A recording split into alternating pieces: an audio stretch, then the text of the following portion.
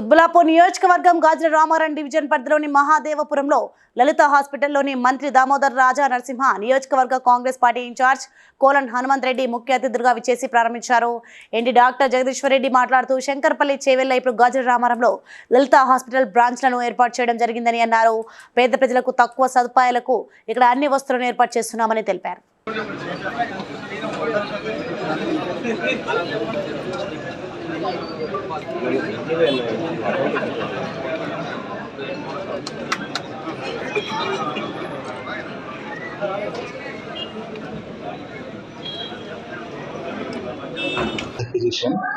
ఈరోజు సక్సెస్ఫుల్గా మా థర్డ్ బ్రాంచ్ గాజుల రామారంలో ఓపెన్ చేయడం జరిగింది.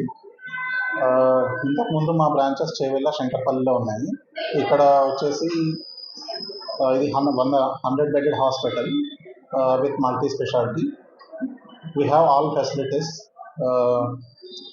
మా దగ్గర ఇప్పుడు pediatrics, orthopedician, general surgery, gynecology and 24/7 anesthetist, emergency physician, ambulance.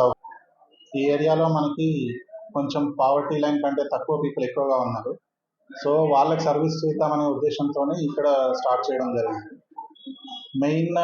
Main చేసేది ఏంటంటే కార్పొరేట్ వైద్యం తక్కువ ఖర్చుతో అందిస్తాం. మెయిన్లీ మేము దీని గురించే ఇక్కడికి రావడం జరిగింది. Thank you.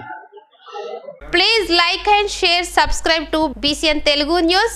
Please like, share and subscribe to BCN Telugu News.